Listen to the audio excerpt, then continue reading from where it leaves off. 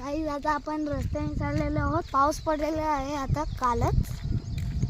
आता आपण चालत चाललेलो आहोत घरी. तर आता भेटूया घरी गेल्यावरती.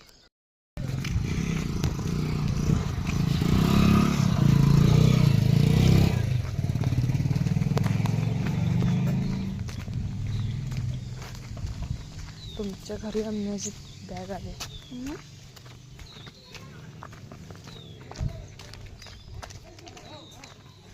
थांबा आलो.